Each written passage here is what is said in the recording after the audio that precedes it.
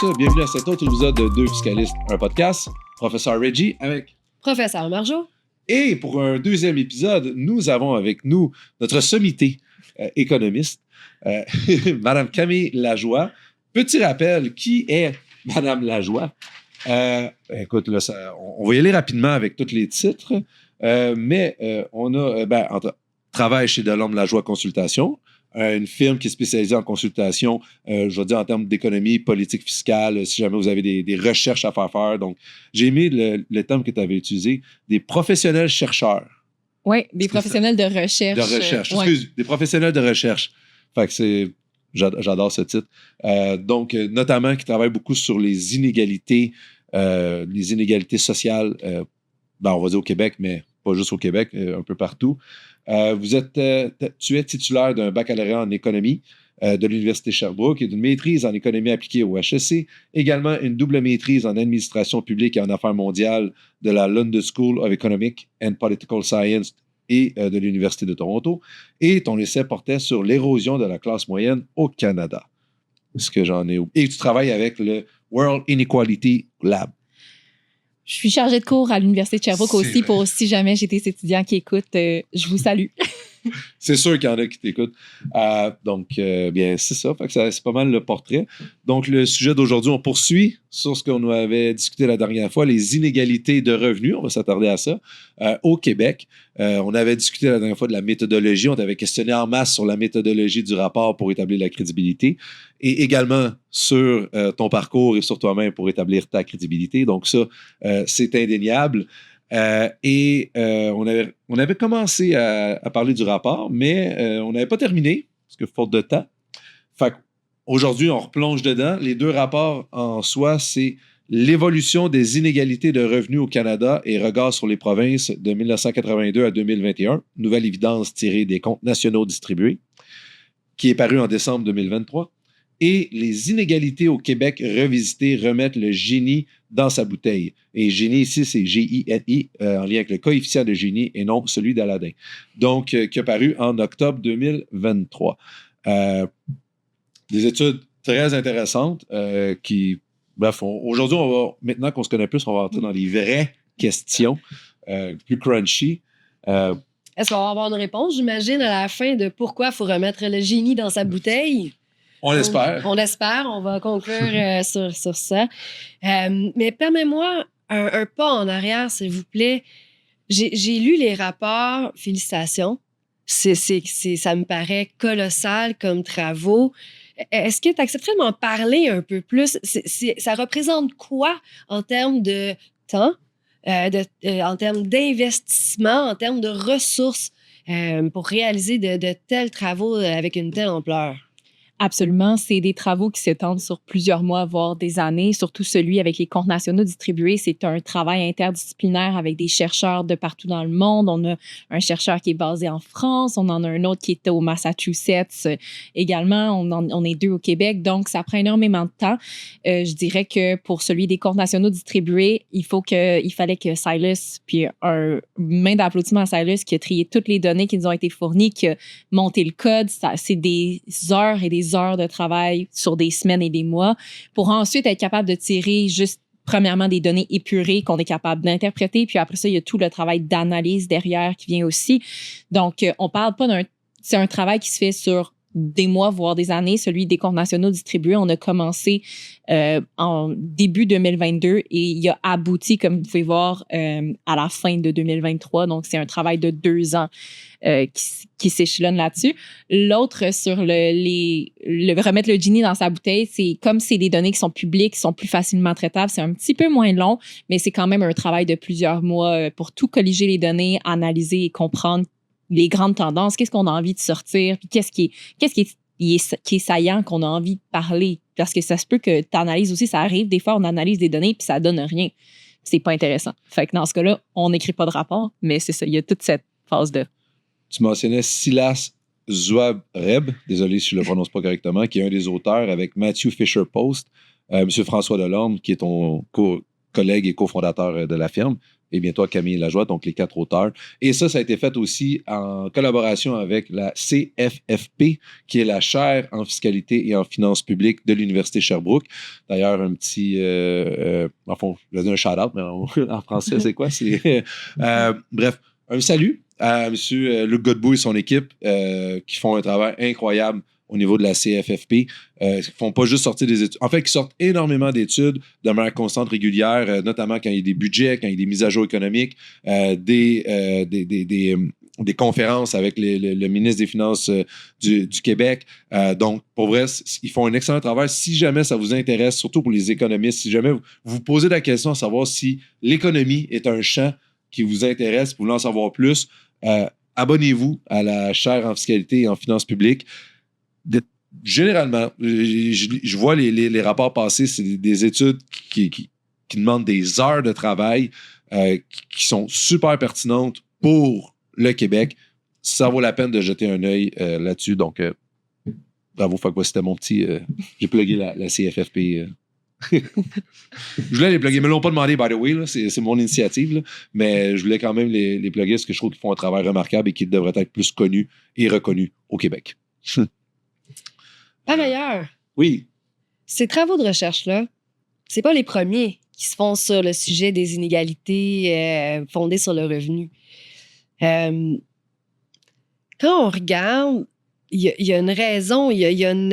dans le fond, permettez-moi, je vais vous citer, là, mais ça dit que, dans le fond, il y a eu une analyse dans quelle mesure les différences dynamiques économiques, sociales et politiques...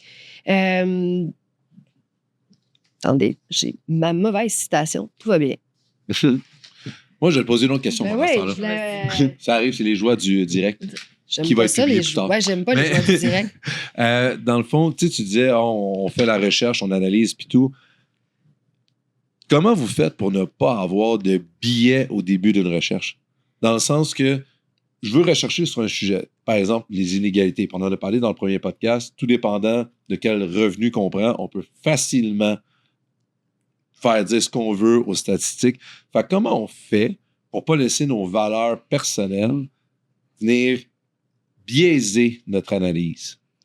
Mais ça, je pense que c'est une des forces de la chaire en fiscalité et en finances publiques et de notre travail de recherche généralement. Par exemple, je parle de notre firme. On est vraiment basé sur l'objectivité. Donc, le but, c'est de ne pas emmener nos biais personnels en partant. Puis, on va présenter toute l'information. Donc, on ne décide pas de cacher quelque chose parce que ça ne dit pas qu'est-ce qu'on veut. C'est pour ça qu'on vous présente toutes les définitions de revenus, toutes les percentiles. On explique les choix derrière. OK, le groupe qu'on a choisi parce que c'est tiré de la littérature. Donc, on n'a pas choisi ça parce qu'on veut vous montrer quelque chose qui va dans le sens de notre intérêt personnel. Donc, je pense que tous les chercheurs académiques ou les chercheurs professionnels sont capables de laisser à la maison ce biais-là personnel. Puis, on fait des recommandations aussi qui se tiennent sur des choses qui ont déjà été faites ailleurs, des politiques, par exemple, qui ont déjà démontré du succès. Donc, on s'en tient à ce qui est connu puis ce qui est objectif parce que l'objectif de ça, c'est pas de convaincre quelqu'un de quelque chose, mais c'est bien d'informer quelqu'un pour qu'eux ensuite puissent prendre des décisions éclairées. Est-ce que tu as retrouvé? J'ai retrouvé ma question. En fait, c'est vraiment quand on regarde l'historique de recherche sur ce sujet-là, il y a des éléments qui ressortent comme ayant vraiment contribué à accroître les inégalités.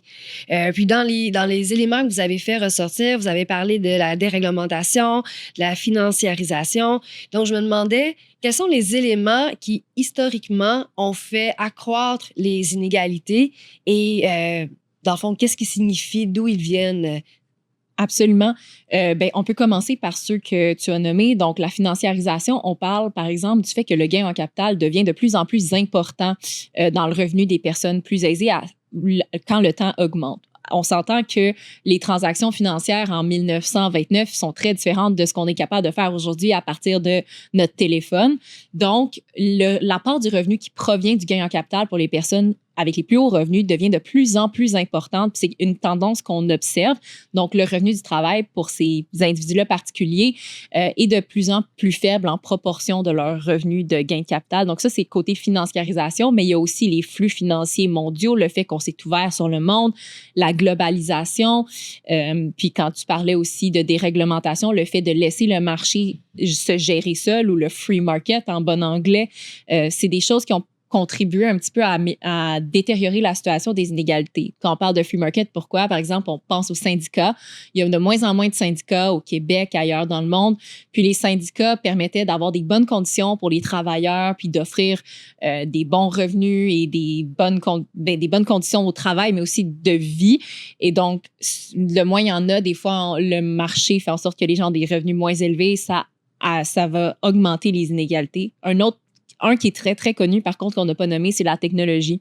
Okay. Il y a beaucoup de gens, à partir des années 80, il y a eu un boom technologique. Il y a des gens qui se sont fait remplacer par de l'automatisation comme les guichets automatiques dans les banques ou encore dans des usines. On voit beaucoup moins de travail manufacturier qui représentait autrefois la classe moyenne.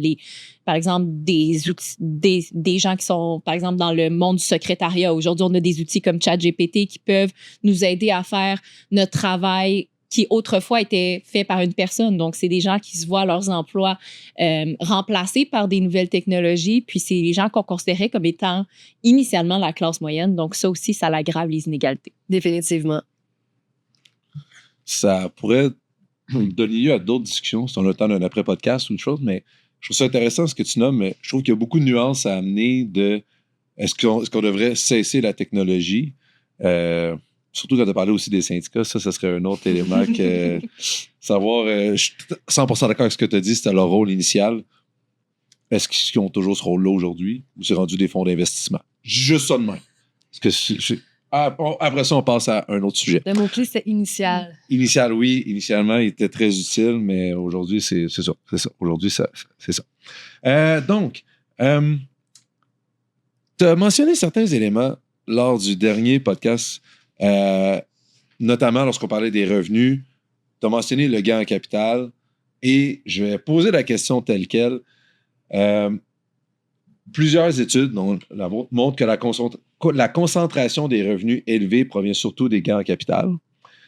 Faut-il revoir l'inclusion des gains en capital au Québec et au Canada? Et là, l'inclusion, je parle de taux d'inclusion, ce qui avait été annoncé par Trudeau l'année passée, qui a été annulé rétroactivement puis qui a fait excusez-moi le terme, un chiard fiscal important au Québec et à tout travers le Canada.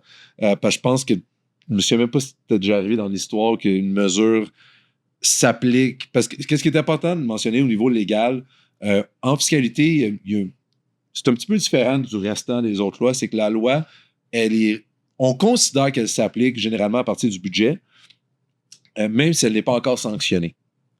Et là, ce qui est arrivé, c'est qu'ils ont annoncé l'augmentation du taux d'inclusion. Ils ont donné une date, mais la loi n'était pas sanctionnée à ce moment-là. Donc, tout le monde a agi en fonction que la loi allait être en vigueur. Mais finalement, 6 mois plus tard, 6-8 mois plus tard, sont venus annuler en disant « Ouais, on ne fera pas d'augmentation ». Donc, beaucoup de gens ont fait des transactions.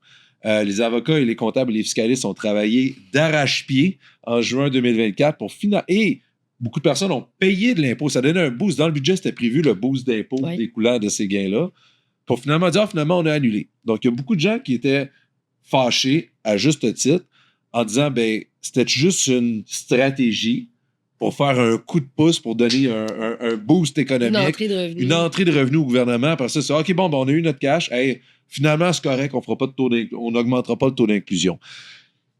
Mais basé sur vos études, est-ce qu'on devrait l'augmenter? Ce que je peux statuer, c'est que l'apport du revenu qui provient du gain en capital, surtout pour les top 10 1 0,1, 0,01 des plus hauts revenus, est en constante augmentation depuis les années 80 et c'est un des leviers qui a accentué les inégalités, surtout au niveau du revenu de marché, parce que les personnes dans le bas de la distribution sont souvent pas en mesure de se prévaloir de gains en capital. Ça prend des actifs, ça prend quelque chose qui te permet d'accumuler ce gain en capital-là, chose que les gens souvent dans le bas de la distribution sont très préoccupés par leur consommation, par exemple, de logement, de nourriture ou encore de transport, et donc n'ont pas l'opportunité d'investir et d'avoir des rendements. Donc, est-ce qu'on doit après ça, la question du taux. Est-ce qu'on est assez haut? Est-ce qu'on devrait l'augmenter? J'aime bien me baser sur la théorie, puis de ce côté-là, il n'y en a pas réellement de la théorie sur le gain en capital. C'est quoi l'optimum du gain en capital qui ferait en sorte que, par exemple, quelqu'un continue de laisser ses actifs-là au lieu de retirer. Il doit avoir une certaine limite, mais je ne la connais pas malheureusement, et donc je ne peux pas statuer sur s'il faut l'augmenter ou pas. Comme j'aime bien me baser sur la théorie, je trouve ça un petit peu difficile de m'avancer là-dessus, mais ça reste une avenue qui est, si le gouvernement souhaitait réellement augmenter ses revenus dans un effort redistributif, la théorie dit que l'impôt marginal sur les hauts taux, par exemple le 53 % au Québec, c'est peut-être pas la meilleure option. Peut-être que ça vaudrait la peine d'évaluer celle-ci. Je dis ça comme ça. C'est bien, c'est bien. C'est- Qu'est-ce que tu en penses, toi, Marjorie? Devrait-on augmenter le taux d'inclusion du gain en capital? Ou le diminuer? Tu pourrais être... En fait, je serais curieuse de savoir, parce qu'il y a peu de théories, mais il y a assurément beaucoup de comparables. Donc, je serais curieuse de savoir qu'est-ce qui se passe ailleurs à travers le monde, s'il y a des taux plus élevés, des taux moins élevés, puis comment ça se passe, l'acceptabilité sociale dans les cas de taux plus élevés partout à travers le monde. Et historiquement, au Canada, comment ça se passait dans le passé lorsque les taux étaient plus élevés aussi. On l'a déjà vécu là, avec des taux beaucoup plus élevés dans le passé. Donc...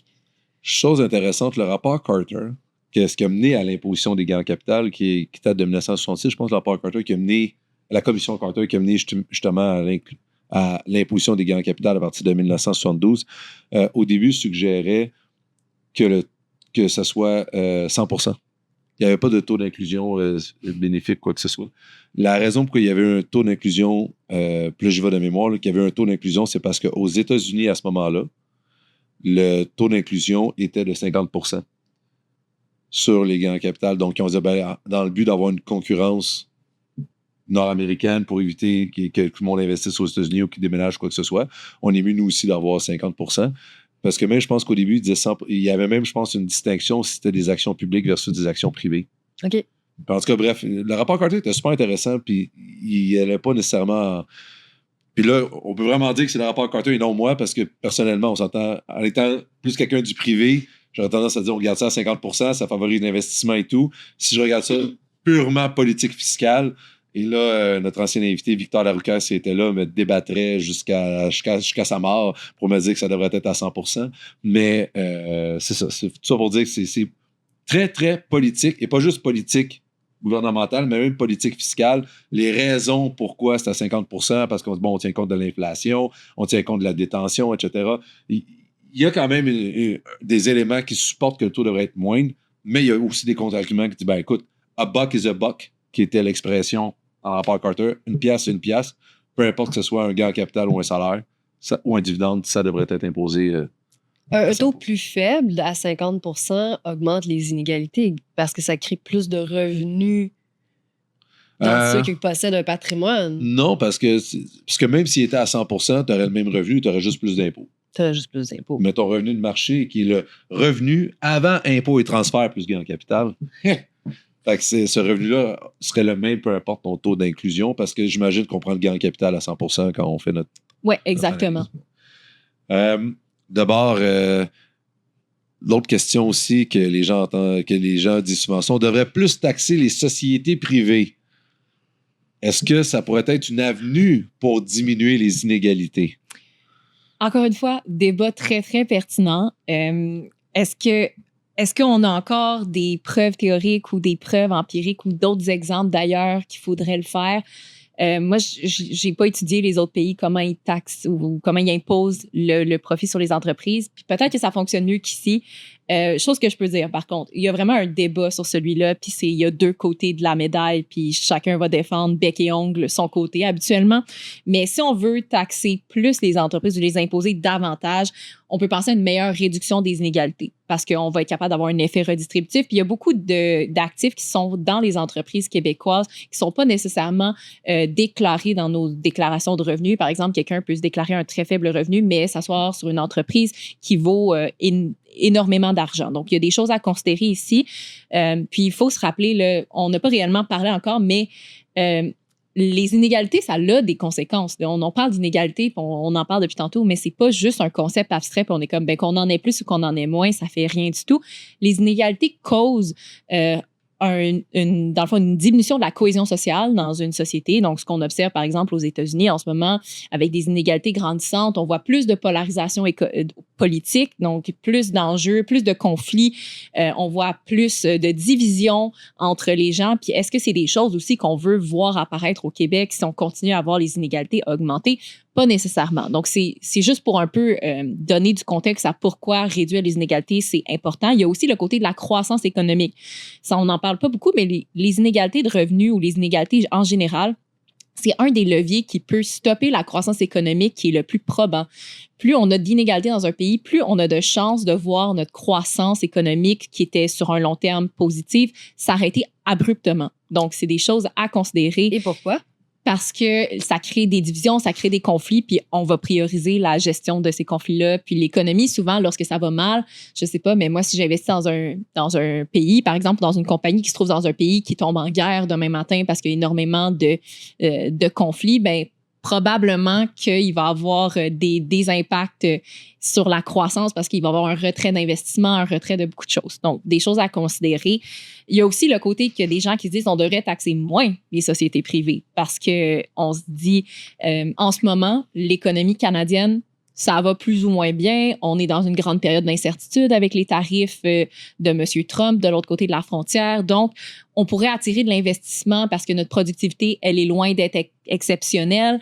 Donc, il y a aussi le côté de, on pourrait, en réduisant le profit sur les entreprises, améliorer la productivité puis avoir un genre une relance économique au Québec ou au Canada.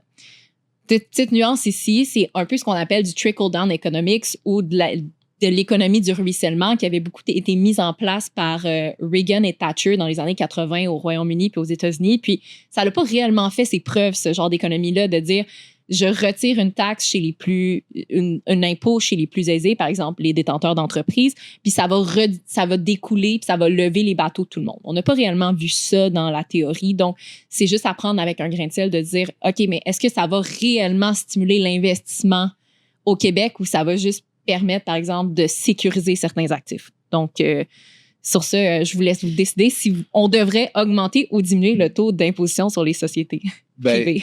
Tu amènes un point important, puis tu dis, il faudrait voir dans les autres pays. Le seul bémol, personnellement, que j'amènerais à ça, c'est de dire, parce que souvent on entend parler, parce qu'on se compare souvent à d'autres pays, que ce serait le système d'éducation qu'on compare d'autres pays scandinaves, nos programmes sociaux, puis on compare toujours aux pays scandinaves parce que c'est pas mal les seuls qui sont en avant de nous autres, parce que sinon on est en avant de pas mal tout le monde. Et quand on se compare, puis que d'autres pays font des choses différentes, on ne pourrait pas juste venir les appliquer au Québec. Je pense, exemple, l'impôt, on en a parlé avant le podcast, l'impôt sur le patrimoine. C'est bien du monde qui, on devrait imposer la richesse. Oui, mais sauf que les pays qui ont fait ce choix-là, exemple, la France, je crois, qui a fait l'impôt sur la fortune, ben là, je pense qu'ils l'ont rétabli il n'y a pas longtemps, mais avant, il n'y avait pas d'imposition sur le gain de capital parce qu'on imposait la richesse, c'était un ou l'autre. Nous, au Canada, au moment où tu décèdes, tu t'imposes sur toute la plus-value de tes biens. Donc, tu as une imposition de décès. Mais ta succession, normalement, elle va s'imposer sur les nouveaux revenus, mais sur les revenus déjà imposés, ça va s'en aller aux héritiers sans problème. Aux États-Unis, c'est moins une imposition pour le décédé, mais plus une imposition pour les héritiers. Donc, ils ont fait ce choix-là. Fait que quand on fait du pick and choose de ce qu'ils font dans d'autres pays, il faut faire attention parce qu'il y a une raison pourquoi nous, c'est de cette manière-là. C'est que si on veut faire le pick and choose de l'autre pays, ben, il faut revenir corollairement, ajuster nous aussi notre pays et dire, OK, ben, on va éviter une double ou une triple imposition sur le même bien ou le même revenu. Vos résultats suggèrent que pour réduire les inégalités, il serait plus efficace de renforcer les revenus du bas de l'échelle que de taxer davantage le haut. Je reformule là-dessus que j'ai bien compris. Fait que dans le fond, pour réduire les inégalités, il ne faudrait pas imposer plus les riches, ce que tout le monde dit de faire, mais plutôt réduire l'impôt des plus vulnérables. C'est tout ça que j'ai compris ou... C'est à peu près ça. Dans le fond, il n'y a pas on ne suggère pas, puis en même temps, on reste très, très objectif dans les rapports. Hein, fait qu'on se garde une petite gêne. Mais la théorie, on en a parlé dans le dernier épisode, démontre qu'on a peut-être atteint le taux optimum ou le taux maximal qu'on peut imposer avant qu'il y ait une diminution des revenus qui sont tirés de cette imposition-là. Si jamais quelqu'un se dit, ben moi, ça vaut pas la peine que je travaille si je suis trop imposé, donc je réduis mes heures de travail. Donc, la théorie suggère qu'on l'a peut-être atteint, peut-être pas, mais on est proche du moins. Donc, c'est peut-être pas une alternative qui va donner les meilleurs résultats. Mais ce qui est important, c'est de s'assurer que les plus vulnérables au bas de l'échelle, il y a personne qui tombe entre les mailles du filet social.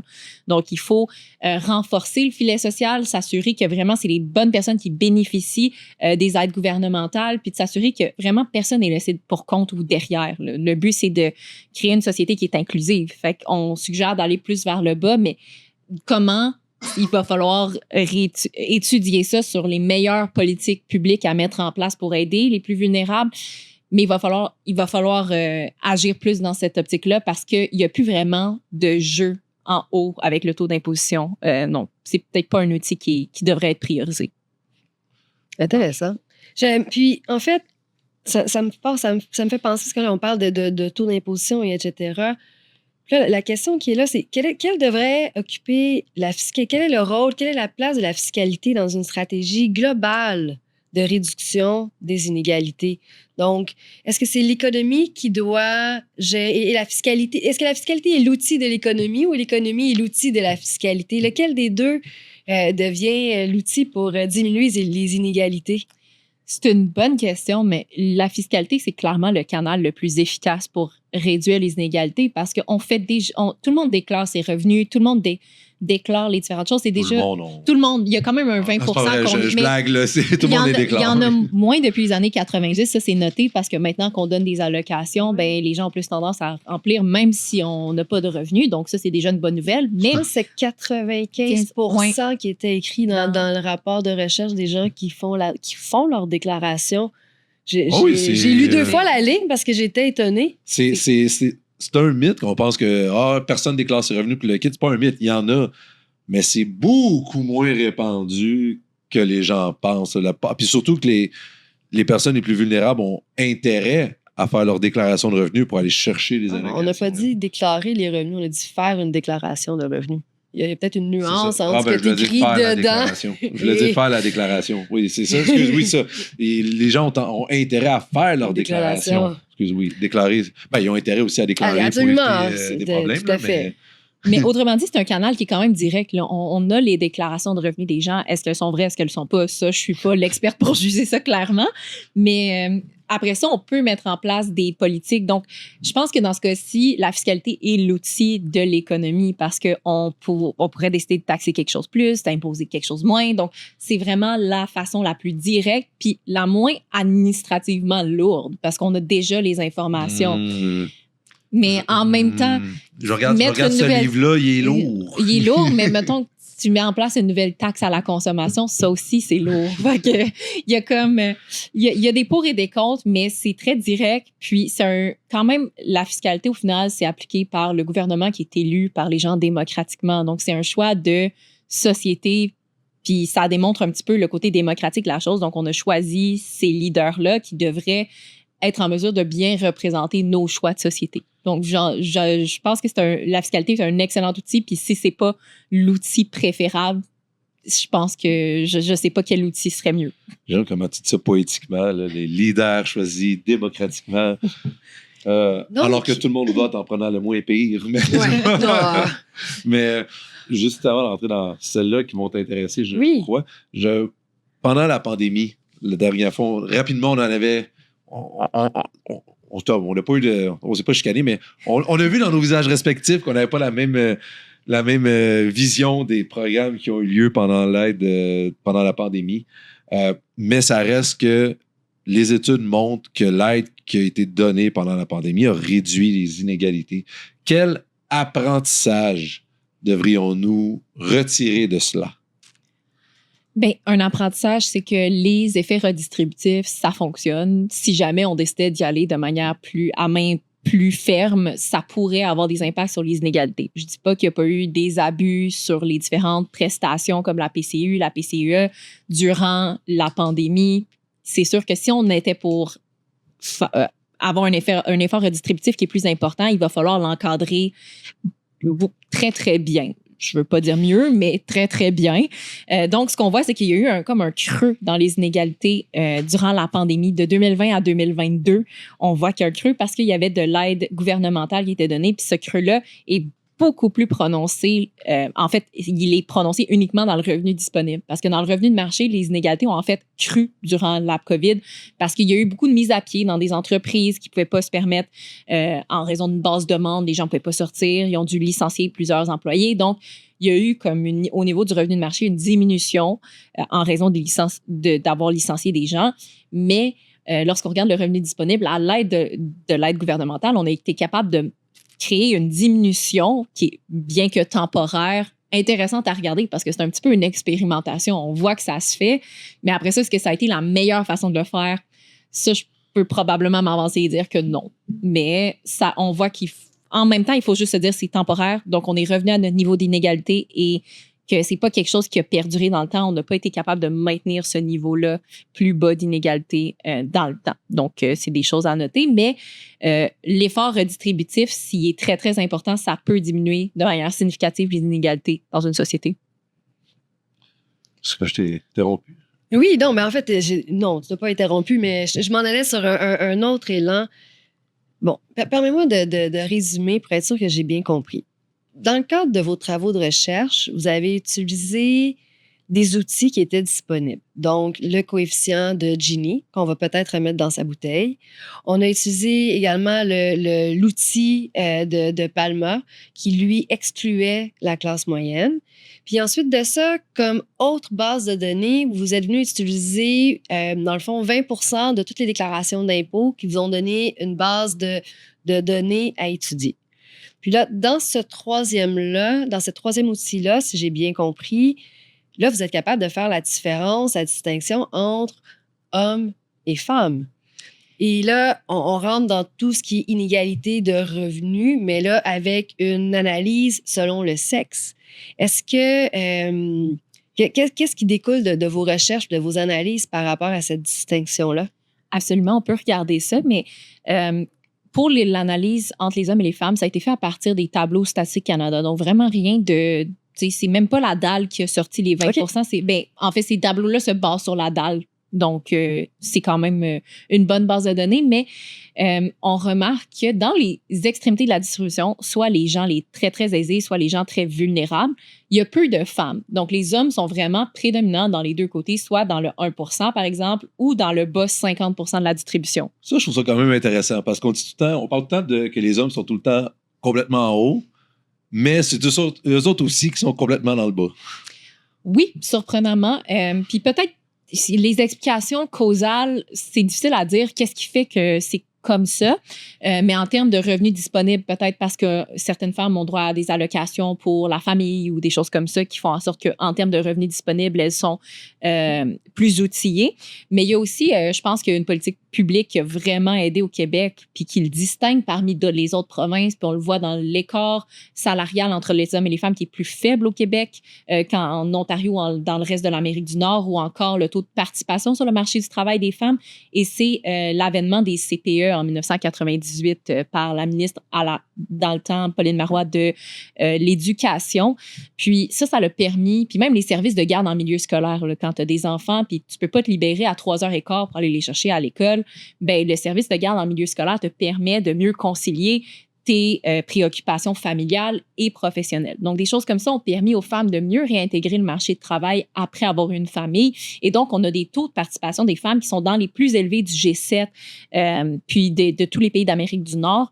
Donc, ça, c'est une belle réussite. Puis, c'est peut-être pour ça aussi que les femmes se trouvent dans la classe moyenne. Par contre, il y a quand même l'aspect que les femmes se retrouvent moins dans le haut de la distribution qui est quand même inquiétant. Puis, peut-être que c'est en raison que la plupart des entreprises du Québec, je veux dire, une grande majorité sont détenues par des hommes. Les femmes sont encore moins présentes dans le domaine entrepreneurial. Il y a le côté peut-être aussi que beaucoup d'emplois à caractéristiques féminines sont dans les secteurs publics. Donc, on peut penser, par exemple, dans la santé ou en éducation, puis ils sont peut-être pas rémunérés à hauteur de ce qu'ils devraient être. Donc, c'est des choses qui pourraient être étudiées pour constater ces différents les différences qu'on note dans le rapport. Mais clairement, il y a encore un peu de travail à faire, mais ça reste intéressant de voir que les femmes s'en sortent mieux dans le temps aussi. C'est beaucoup mieux maintenant que ça l'était il y a 20, 30 ans. OK, intéressant. Puis, est-ce que la diplomation vient changer quelque chose par rapport à cette gestion-là? Ben, même là, les femmes sont plus maintenant plus diplômées au niveau universitaire que les hommes. Donc, on est de plus en plus éduqués. Que ce soit hommes-femmes au Québec, on a des taux de diplomation qui sont élevés. Donc, ça aide aussi au niveau des inégalités. C'est sûr que l'éducation est un levier qu'on préconise lorsqu'on parle d'inégalité, surtout d'inégalité d'opportunités. On veut des systèmes scolaires qui offrent l'opportunité à tout le monde de se développer, puis pas d'avoir d'inégalité d'une école à l'autre, d'avoir le système le plus opportun pour tous et toutes. Donc, c'est sûr que d'avoir un système d'éducation, puis même d'éducation au niveau du cycle supérieur, là, donc à l'université, à plus faible coût qu'ailleurs. En Ontario, ils paient beaucoup plus cher en termes de frais de scolarité qu'on le fait ici. Donc, on donne un accès qui est plus large et donc, on offre plus d'opportunités. Donc, ça, c'est sûr que ça aide au niveau des inégalités aussi. Mais les femmes demeurent sous-représentées dans le top 1%. Donc, c'est quoi l'importance des politiques en équité salariale qui pourraient corriger cette situation-là? Autre que dire, c'est des hommes qui sont propriétaires des entreprises. Comment qu'on corrige la situation? Bien, il y a comme plusieurs choses à tenir en compte, mais de prime abord, c'est que les femmes travaillent dans des secteurs souvent publics qui ont des salaires qui sont peut-être pas représentatifs du travail qu'elles font. Donc, ça, c'est des choses qu'on peut faire, mais il y a aussi une note à ajouter qu'on est quand même, en termes d'équité salariale, le deuxième pays parmi G7 et des pays ce qu'on appelle le Wellbeing Alliance, qui est comme les pays qui mettent de l'avant le bien-être avant la croissance économique. On est deuxième en termes d'écart salarial entre les hommes et les femmes. On a le plus faible. Donc, on est... Qui est premier? J'ai pas envie de m'avancer, mais j'ai vraiment envie de dire que c'est... puis ça va surprendre certains. Pas la Finlande. Ben, eux sont proches, mais la Finlande sont meilleurs en taux de participation que les... Pour la Finlande, c'est le taux de participation des femmes est plus élevé que celui des hommes dans le pays. Donc ça, c'est vraiment impressionnant. Depuis 2023, il y a plus de femmes en termes de proportion qui travaillent que d'hommes. Mais je pense que j'ai envie de dire que c'est l'Italie. Mais c'est tellement surprenant parce que quand tu regardes dans le fond, le taux de participation, c'est vraiment différent, mais ils ont le taux, dans le fond, ils ont l'écart salarial le plus faible. Puis j'ai eu la même face que toi, Reggie, quand j'ai su ça. Je croyais à tes rapports, mais là, je remets en doute. Non, c'est pas vrai. Fait que non, c'est intéressant. Je ne connais pas du tout, très peu le pays d'Italie, donc je pourrais pas... fait que je suis juste surpris de savoir que c'est ce pays. Je me serais attendu à un pays scandinave. Fait que c'est pour ça que je suis surpris. Donc, c'est pas les politiques en équité qu'il faut travailler. Excuse-moi, je revenais en arrière, là, mais... Parce que ça ne sortira pas les femmes du domaine de la santé et de l'éducation, ça ne les rendra pas entrepreneurs de jouer sur les équités salariales. Je dois t'avouer que c'est un sujet qui est... je ne sais pas comment commenter sur ce sujet, fait que je préfère garder mon droit au silence et peu importe, je vais être d'accord avec ce que vous allez dire. Mais mais admettons qu'on rentre dans le sujet. Fait que qu'est-ce que tu veux dire par c'est pas les politiques d'équité qu'il faudrait... Mais parce que dans le fond, si une des raisons pour laquelle les femmes demeurent sous-représentées dans le top 1%, si j'ai bien entendu, c'est qu'elles sont davantage dans le réseau public, notamment en santé et en enseignement. Donc, elles sont moins dans la société privée et dans l'entrepreneuriat. Donc, est-ce que c'est vraiment de venir jouer avec des politiques en équité salariale qui vont faire en sorte que les femmes vont entrer dans le dit 1%, alors que ça ne semble pas être la source du revenu à la base? De la manière dont tu l'amènes, je suis d'accord avec toi en disant que finalement, c'est pas les politiques en équité qu'il faudrait examiner, mais plus pourquoi est-ce que les femmes ne vont pas vers l'entrepreneuriat? Quelles sont les barrières qui font en sorte que les hommes vont plus aller là versus une femme? Puis souvent, on va dire la famille, c'est ça le premier qui va venir. La première personne qui va plus... je vais utiliser... Là, il y a deux moyens de le dire. On peut soit dire qu'il va faire le choix de sa famille ou qu'il va se sacrifier pour sa famille, tout dépendant de quel côté on est. Fait que je pense que c'est la première barrière. Puis maintenant, ça serait sociologique, on pourra faire venir un expert là-dessus qui pourra nous dire, mais pourquoi est-ce que les femmes sont moins intéressées par l'entrepreneuriat? Est-ce que c'est moins elles sont confrontées moins à l'entrepreneuriat étant plus jeunes, ce qui fait en sorte que plus tard, c'est pas nécessairement un domaine qui les intéresse? Je vais prendre l'exemple, on avait eu sur le podcast, j'ai oublié son nom de famille, c'est Emily de Third Bridge, un des premiers podcasts, qui est dans une entreprise avec ses frères et ses amis, bref, qui ont cofondé Third Bridge, qui est une entreprise dans le secteur des technologies. Puis elle nous racontait que justement, elle donnait l'exemple que quand elle était à l'école, une jeune fille qui aime les mathématiques va se faire donner, par exemple, un professeur en mathématiques. Ça pourrait être une option, ou les postes qu'on va lui donner, qu'on va lui présenter comme étant une opportunité de carrière, va être plus des postes publics, des postes plus féminins, je fais attention à ce que je dis ici, alors qu'un jeune garçon qu'on va lui montrer les mathématiques, mais on va te dire, l'informatique, programmeur, c'est quelque chose qui pourrait t'intéresser, alors que le poste n'a pas été suggéré à la fille qui aurait peut-être pu s'en aller là-dedans. Fait qu'est-ce qu'on pourrait revoir, comment est-ce qu'on guide nos jeunes? Mais je crois qu'on est sur la bonne voie parce qu'il y a de plus en plus, avec toute la sensibilisation qui est faite en ligne, qu'est-ce qui est fait sur les médias, autant les médias sociaux du bon et du moins bon, mais ça reste que maintenant, vraiment, on voit que c'est ouvert de plus en plus sur les chantiers de construction, même quand on s'entend qu'on en a de la construction au Québec, de plus en plus sur les chantiers de construction, on voit des femmes même sur les chantiers, les mauvaises blagues qui veulent se faire dire, les commentaires qui n'avaient pas rapport, qui se disaient là-dessus, je pense qu'ils sont en diminution aussi. Est-ce qu'ils sont arrêtés? Je ne sais pas, je ne suis pas sur un chantier de construction, mais de ce que je peux entendre des personnes qui travaillent dans le domaine de la construction, c'est beaucoup moins accepté, beaucoup moins toléré, ce qui est une bonne chose. Fait je pense que dans 10-20 ans, le portrait va probablement changer, ne serait-ce que parmi mes étudiants, je ne vais pas les nommer parce que je n'ai pas leur approbation, mais par exemple, je vois plusieurs de mes étudiantes qui me parlent que leur père a une business et que c'est la fille qui va reprendre la business. Et dans des milieux, que ce soit le milieu du transport, milieu de la construction, milieux qui sont moins généralement féminins. Fait que je crois que ça s'en vient. Comme toute chose, c'est lent. Tout changement, surtout de cet élément-là, c'est lent. Mais c'est ça. Puis le nombre de barrières, on parlait tantôt de la famille, il peut aussi avoir des barrières culturelles ou religieuses. Je me rappellerai toujours d'un professeur du HEC qui est dans la chaire de transfert d'entreprise qui donnait un exemple d'un père qui devait transférer la business, puis lui, dans sa culture, il transférait ça à son garçon à son aîné. C'était à son garçon. Mais pourtant, sa fille était CPA, travaillait dans l'entreprise, tout le monde l'appréciait, elle connaissait tout le monde, c'était définitivement elle qui devait prendre les rênes. Mais lui, dans ses valeurs, c'était mon aîné qui n'est pas impliqué dans l'entreprise, qui n'est pas intéressé, mais bon, il l'a mis là, l'entreprise a planté, la fille a quitté, je m'en dis de manière plus vulgaire.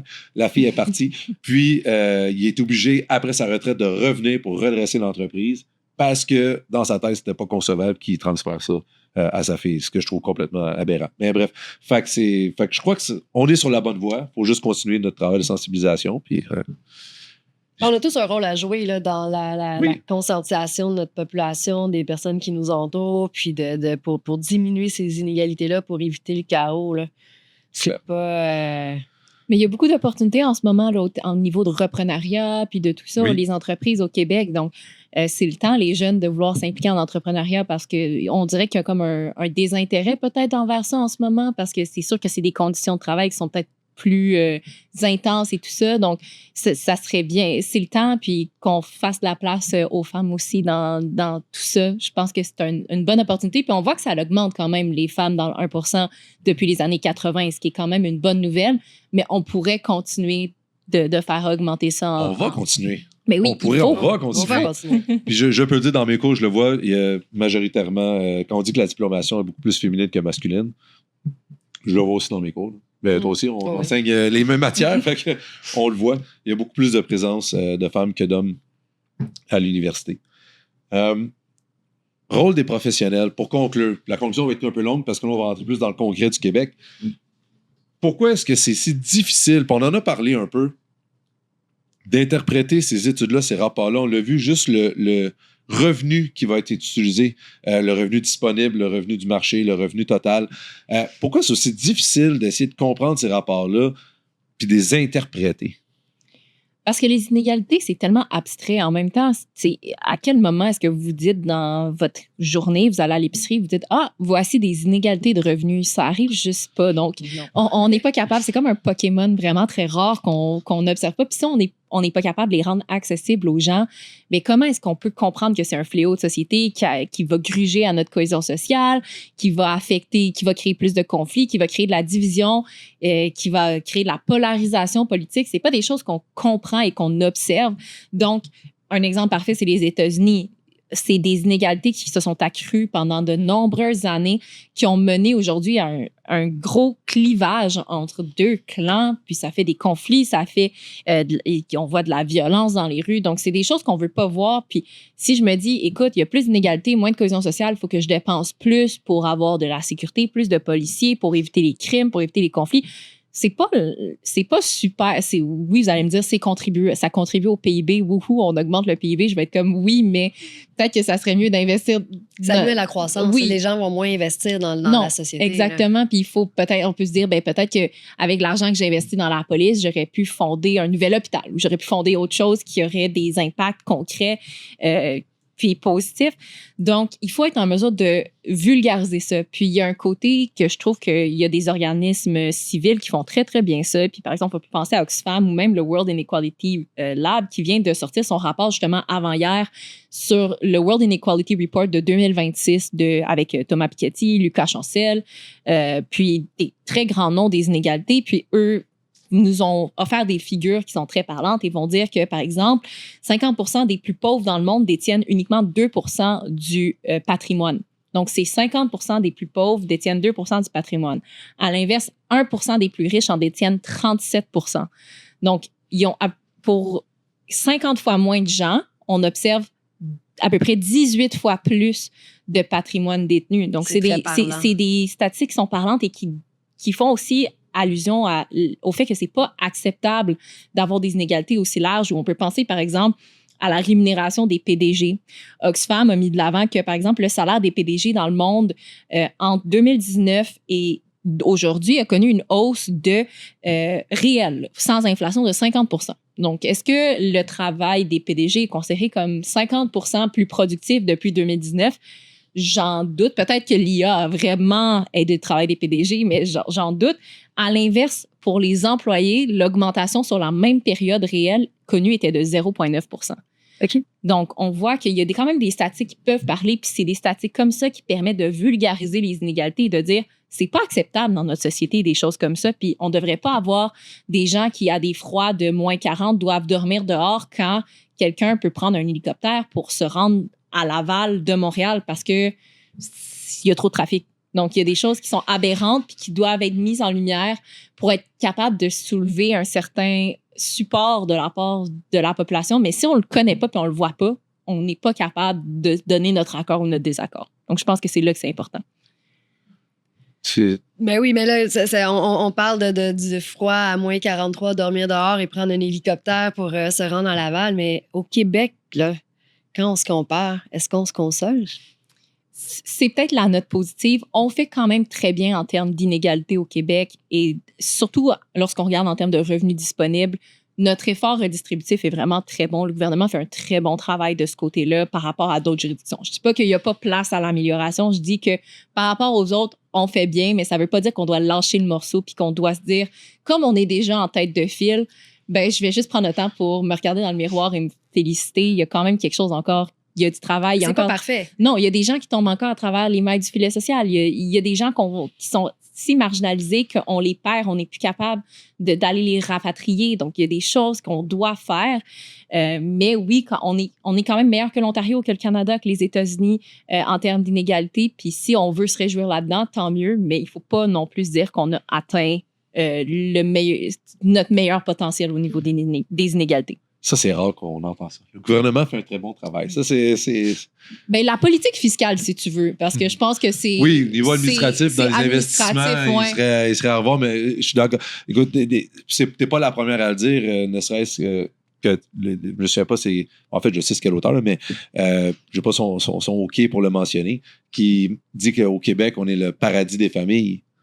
On a, puis j'aime, puis je vais juste repréciser parce que c'est une très bonne section, fait que ça se peut qu'elle aille en clip. Que le gouvernement fait un très bon travail. On parle au niveau de la redistribution des richesses, même si les gens ne le voient pas. Et là, il faut faire attention. Redistribution des richesses, ça ne veut pas dire que tout le monde devient riche puis tout le monde devient Jeff Bezos. Là, ce qu'on est en train de dire, c'est faire Robin Hood, Robin des Bois, prendre l'argent des riches, puis là, il faudrait définir c'est quoi un riche, et amener ça aux personnes les plus vulnérables. Au Québec, on a un gros taux d'imposition, on a beaucoup de programmes gouvernementaux et d'organismes de bienfaisance ou à but non lucratif qui viennent aider les personnes vulnérables beaucoup plus qu'ailleurs. Fait que je crois que la réponse, parce que je pense pas que Camille va le dire, mais quand on se compare, on peut se consoler. Ça veut pas dire d'arrêter, mais on peut se consoler qu'on fait mieux.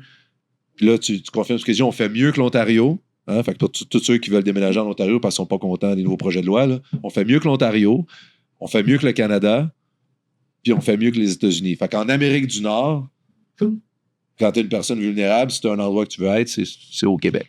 Bien, en fait, on a lancé récemment là, sur une note, puis ça vient rejoindre exactement ce que tu dis, ce qu'on appelle les indicateurs du bien-être au Québec, qui est la 4e édition. C'est fait par le collectif G15+, qui comprend le Conseil du patronat, la Fondation David Suzuki, le Chantier d'économie sociale, donc un regroupement d'organisations qui ont pour but d'améliorer le bien-être des Québécois et des Québécoises.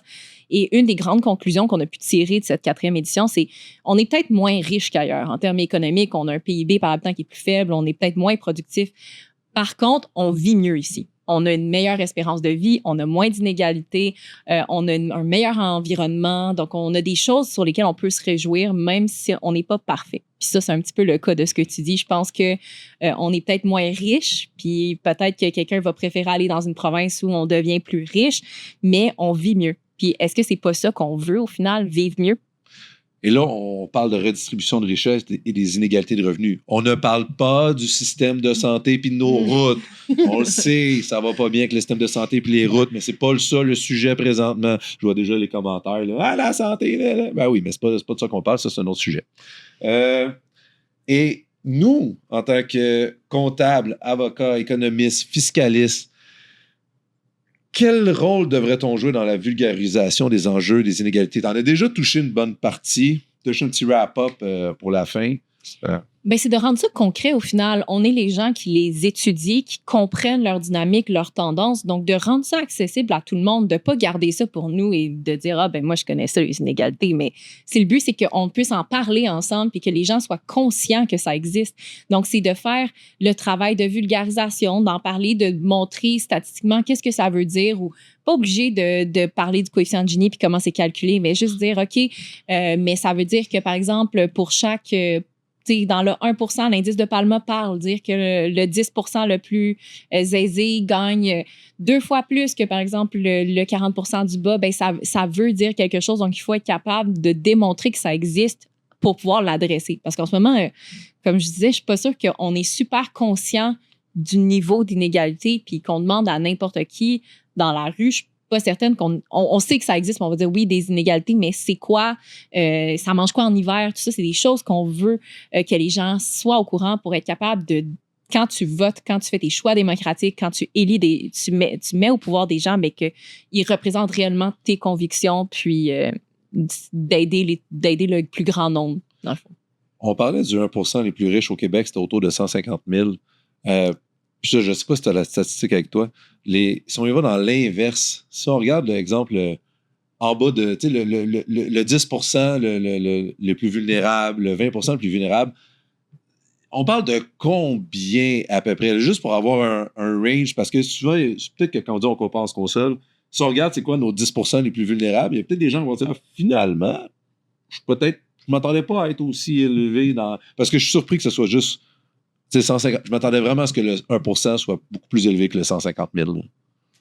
Oui, absolument. Ben, en fait, le 0, là, je suis en train de revisiter les chiffres, mais les chiffres que je te donnais étaient des chiffres plus vieux, dans le fond, des chiffres de 1980. Fait que c'est ça, c'était le 250 000, puis le 140 000.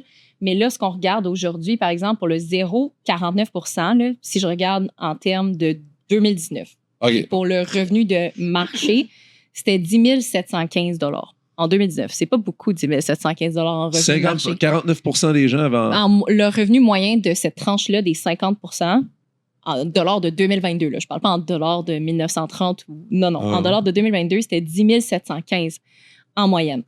Mais ça, est-ce que ça inclut, exemple, tous les étudiants qui ne travaillent pas ou ça inclut juste... Ça inclut les gens qui font des déclarations de revenus. Fait que si les étudiants en font, oui, ils sont considérés. Là, on va aller du côté revenus disponibles. Ce montant-là monte à 20 538. Okay. C'est un peu mieux. Ben, c'est comme essayer de vivre aujourd'hui avec 20 538 $ à Montréal. C'est difficile. À Montréal, c'est pas possible.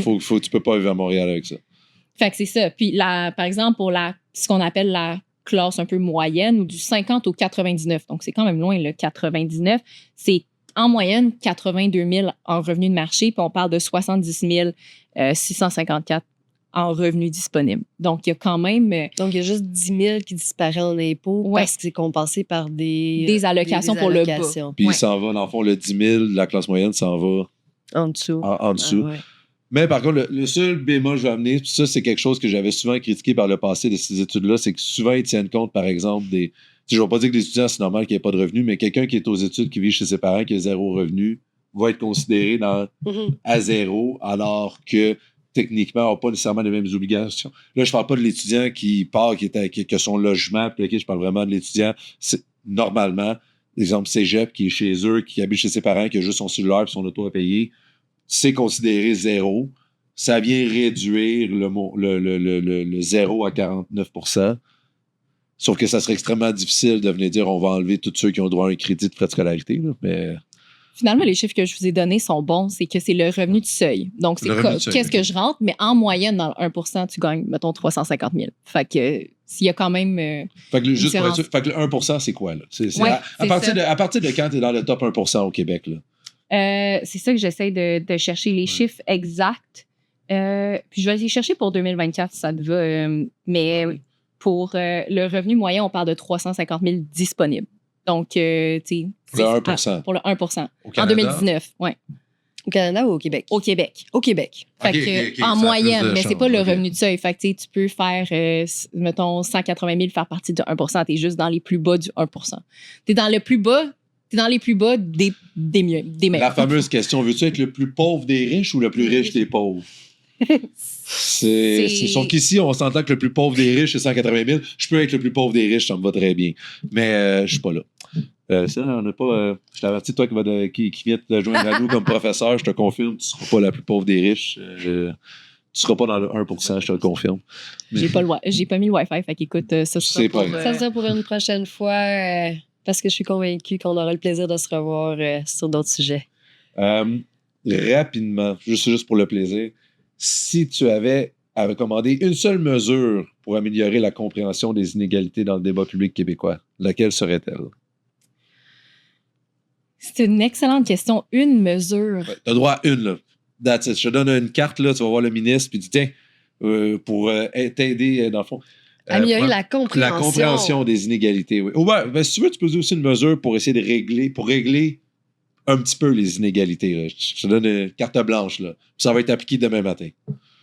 Mais je vais y aller avec la compréhension, mais comme je vous disais, c'est pas un enjeu qui est super compris. C'est pas aussi concret que dire, ben mon impôt, c'est j'ai payé 1 000 $ en impôt. C'est pas concret comme ça. Donc, c'est de peut-être enseigner.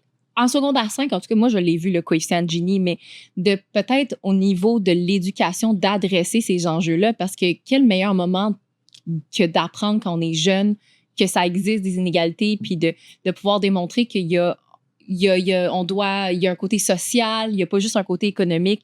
Donc, d'enseigner aux jeunes que les inégalités, ça existe, puis comment, tu sais, aussi que l'imposition, ça sert à un effet redistributif. Tu sais, on rentre dans la vie d'adulte, puis moi, j'appelle ça la vie d'adulte, mais comme je sais encore pas comment remplir mes impôts, pour être bien franche, puis il y a peut-être des gens qui vont me trouver, mais c'est difficile, là. T'as comme plein de papiers, tu sais pas où mettre ça, c'est compliqué.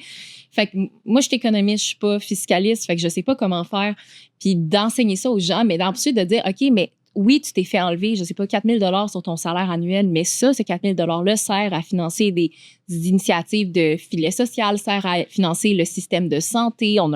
Pour éviter le chaos. Éviter le chaos. Ça finance ton système d'éducation. Les enfants ont accès à des classes, à des professeurs. Donc, d'être capable de créer ce lien-là, des fois, on le voit pas. On voit plus comme, je me fais enlever de l'argent, mais quand même, on bénéficie dans une certaine mesure, tous et toutes, des services publics. Donc, d'être capable de dire que ça a un effet sur les inégalités et de créer ce lien-là, cette réflexion-là, en partant, pas juste quand on est plus vieux ou qu'on étudie dans le domaine, je pense que c'est comme une bonne façon. Puis le savoir, c'est le pouvoir. Hein? Donc, je pense que c'est là que j'adresserais. Dès le secondaire ou dès le primaire même?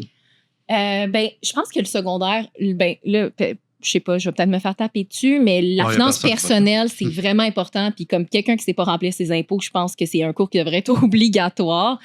Ça s'offre maintenant dans certaines écoles, mais c'est un choix. Tu sais, si tu fais, mettons, chimie physique, tu peux pas faire ça. Je pense que ça devrait être obligatoire qu'on fasse un mini-cours de finance personnelle pour se gérer. Mais c'est sûr qu'au primaire, il y a des choses qu'on peut enseigner quand même, de dire que, OK, il y a des gens qui vivent avec beaucoup moins de moyens que peut-être ton papa et ta maman, puis que toi, tout ce que tu as dans ta maison, déjà, tu as une maison, puis tu es capable de te réchauffer l'hiver. Il y a des gens qui n'ont pas droit à ça. Donc, de déjà mettre la conscience sociale, c'est des choses qui s'apprennent jeunes.